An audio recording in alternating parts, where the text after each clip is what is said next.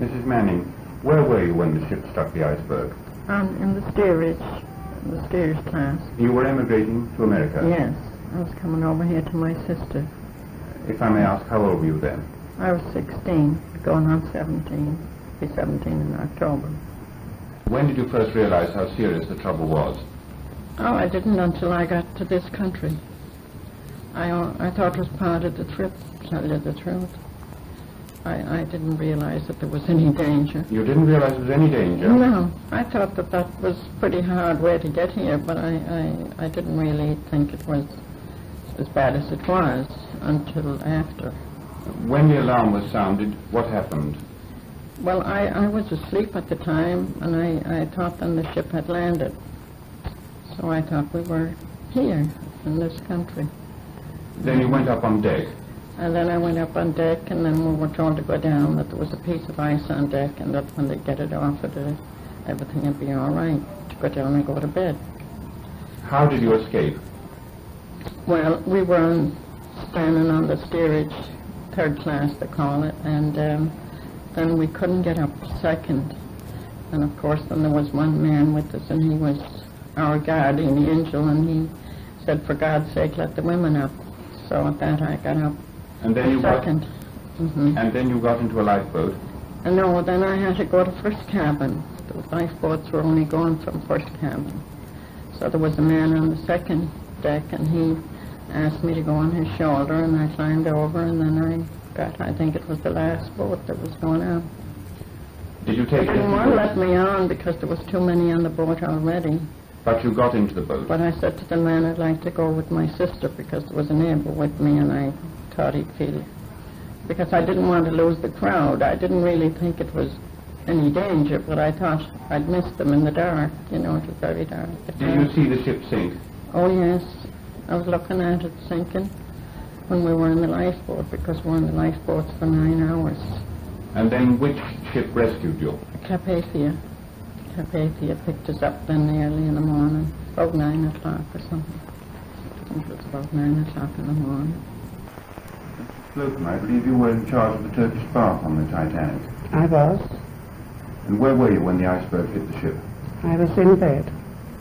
And when did you first realize things were wrong? Well, naturally the fog woke us up, and everybody got to their feet, and I went into a little passage, and I met the second steward, which was Mr. Dodd, and he said, for God's sake, get some clothes on, get up on deck. I said, what's wrong? He says, I don't know. So, of course, I had a coat on, a night dress, and we got up on deck, and everybody was most cheerful. When did you first realize how serious things were? I didn't think it was serious because I didn't think it was possible a big ship like that could sink. And everybody was busy, and they was lowering the lifeboats, and the crew were marvelous. Everybody was cheerful. And how did you escape? In the last lifeboat, and I didn't want to go. And then, of course, you realized that things were very serious. Yes, I did. And did you see the ship sink? I did. It sank very quickly. That must have been a most dramatic sight. It was, because you could just see the lights going down and down. Did you hear the music playing? I did. Almost till the end? Till the end, I heard them play, you know, Nearer My God to Thee. Nearer My God to Thee. And I met a steward, and he said, you are, grab hold of this. And it was a baby. So I took the baby. And then when they lowered the last lifeboat, I didn't want to go. And they said that one of the other stewards, and Mr. Wheat, he was helping lower them, and Mr. Murdoch, he was the chief steward, and he was shouting out, ladies, children and women first. They was marvellous. And you took the baby? I took the baby, and I didn't want to go, so they said, come on. And I went down in the last lifeboat, and there was, I think there was 72 in it. And you could hear the ice crash in the sides of the boats. You saw ice all round you? Oh yes, crashing, and the water, the ocean was as smooth as a pond. And you were in the water until, you were in the boat until the daylight? next, yes, right daylight. And then we was brought on to New York, and the Lapland brought us back to Plymouth, the survivors, which had to come back.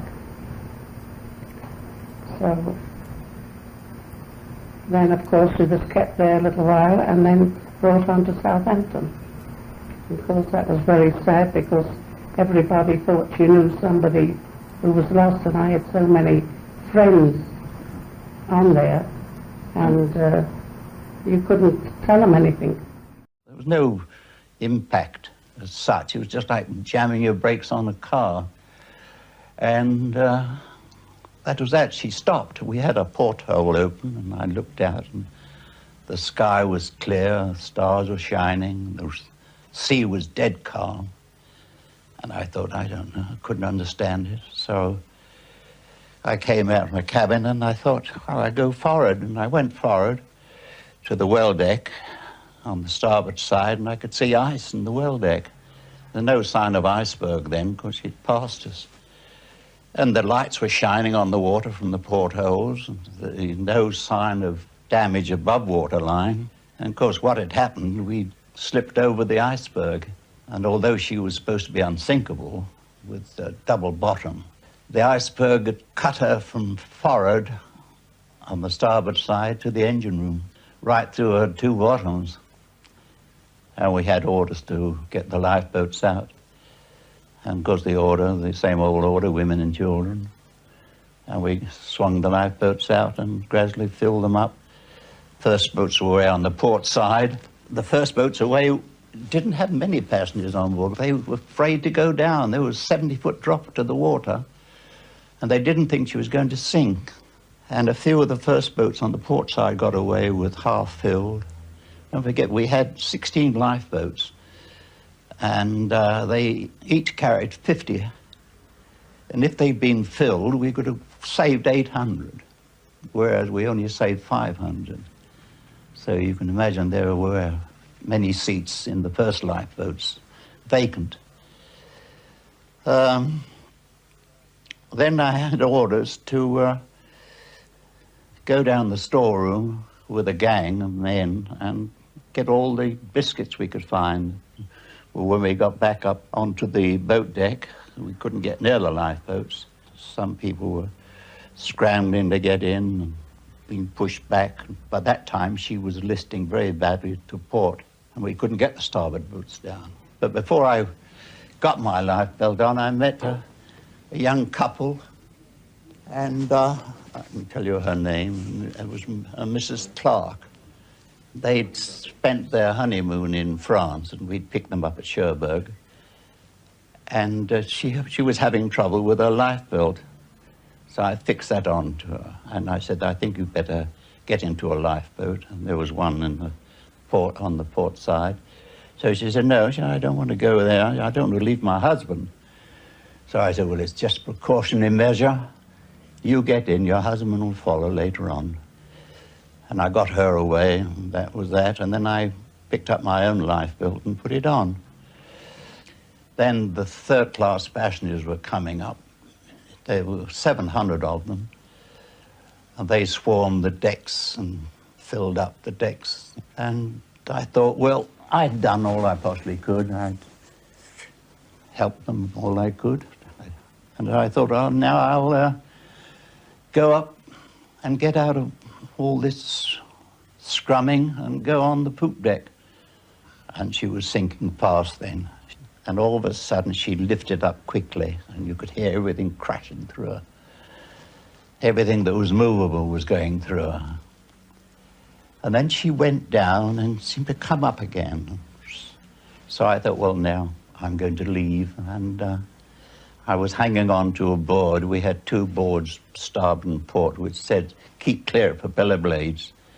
And I was hanging on to one of these, and I was getting higher and higher in the air. And I thought, well, now I'll go, and I dropped in. I had a lifebelt on, and I hit the water with a terrific crack. And luckily, I didn't hit anything when I dropped in. There were bodies all over the place. And then I looked up at the Titanic. There was the propellers were right out of water, the rudder was right out, and I could see the bottom. And then gradually she glided away, and that was that. That was the last of the Titanic. I didn't want to die, I mean, and I didn't see much chance of living, but I was gradually getting frozen up. And by the grace of God, I came across a lifeboat, and they pulled me in. And there was a fireman dead in the bottom, and there was about a foot of water in this boat. There was another man who was trying to, he seemed to be trying to get away from it again. I don't know what was the matter with him. They were tying him down. And the rest were women and children. And I sat on a seat, and I sat next to Mrs. Clark, the girl I'd put into a lifeboat. And she said, the first thing she said, have you seen my husband? So I said, no, I haven't, but I expect he'll be all right. Anyway, I was in a pretty bad way then, as you can imagine, frozen solid almost. And she wrapped me round with a cloak. She had some sort of blanket or a coat on. Anyway, I think she probably saved my life, I don't know. But I saved hers, at least I think I might have done. I think I did, and she saved mine. Then, first light, the Carpathia came along. The Carpathia was about 7,000 tons, and they were going to the Mediterranean, absolutely loaded. And they took us all on board, took us to New York, and that was that. I believe you've even got a watch that you were wearing at the time when you went into the water. Yes, but I couldn't afford anything better in those early days. Here it is. That says 2:20. What time was it when you went into the water, do you think? I think about 2 o'clock. I think it lasted. It was frozen up like I was.